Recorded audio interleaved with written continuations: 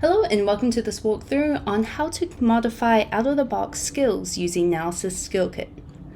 The options you have to modify within these out-of-the-box skills is both the provider, so that is the LLM that you're using to actually generate some sort of content, alongside the prompt itself.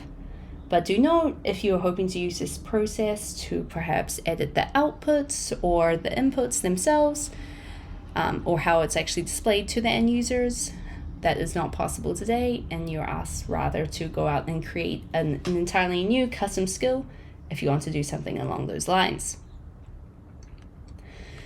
Now, to get access to this feature, you do need to be on at least Xanadu patch 6 or Yokohama onwards with the latest version of Nowsys Skill Kit installed.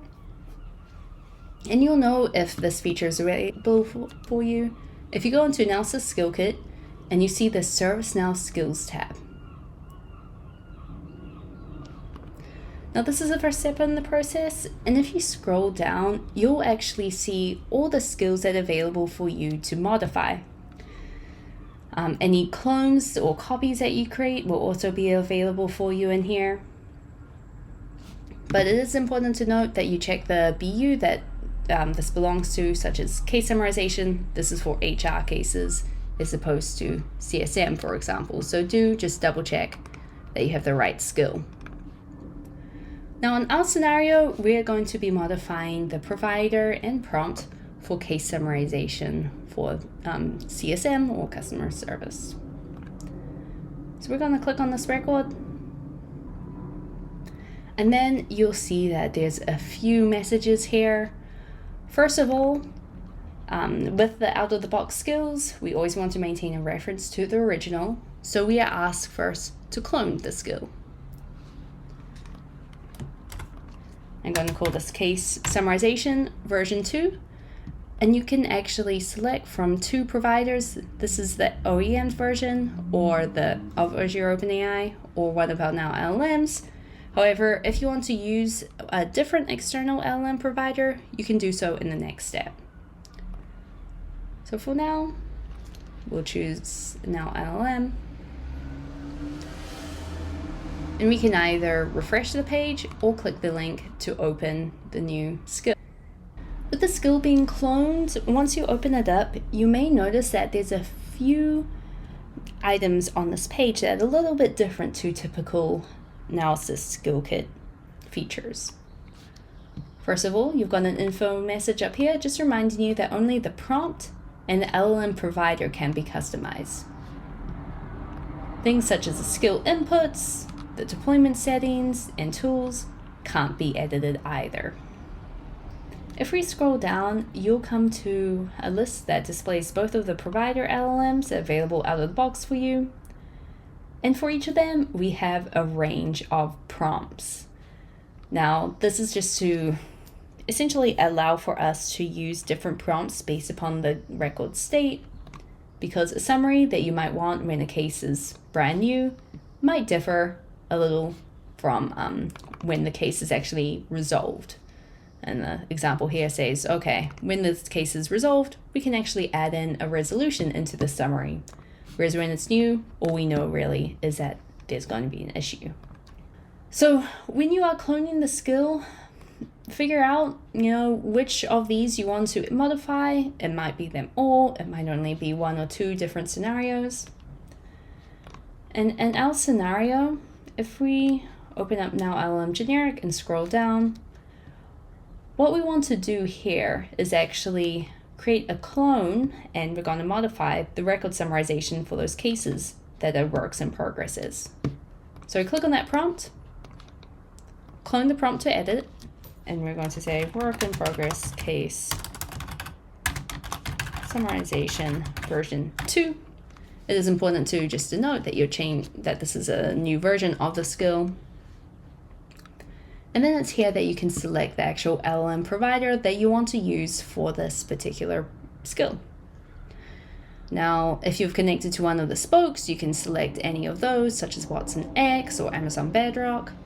If you brought your own third-party LLM and connected using the generic LLM connector, you can select that using the custom LLM option. or you can stick with one of our ServiceNow LLMs as well. And you'll see down here that the prompt is now able to be edited. In our scenario, we want to add in into the prompt to say, hey, we want to also include a section named key roles. Include a section that lists the people that have been involved in the case thus far. Once we're happy with that, we can save the prompt, finalize it. Now don't worry about making it the default prompt.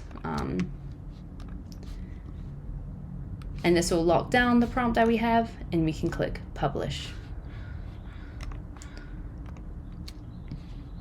You can select your prompt. Again, all these different prompts will be used in different scenarios. And once it's published, we can actually go to Now Assist Admin, Now Assist Features, find out where our skill is published to. Now I know for case summarization, it's CSM, so it'll be underneath customer CSM. Actually, a handy hint while this is loading to figure this out is if you go to your skill and click on skill settings, deployment settings, it'll tell you in this section which workflow is being published to and which product. If we click on view details, it will open up and we can see here that we've got our brand new skill that we just published, and we can go ahead and activate it. Now this is just a guided setup that will walk you through some different pieces of configuring and activating the skill, such as adding the description. You can modify input data here if you so desire. This works exactly the same way as it did before. Here you've got define availability. We can decide, okay, the skill should only be available when the state of the case is new or something along those lines. But for our scenario, we'll make it always available. And you want it to display in product, so this is within the workspace. And I'm just going to double check by clicking on the arrow which roles have access to this custom skill.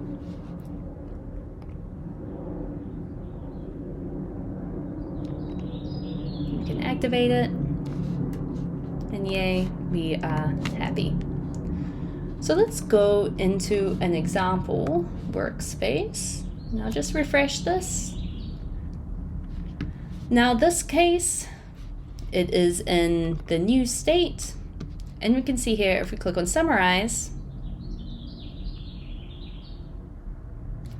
that our new section, key people involved, was actually added in. This wasn't there prior.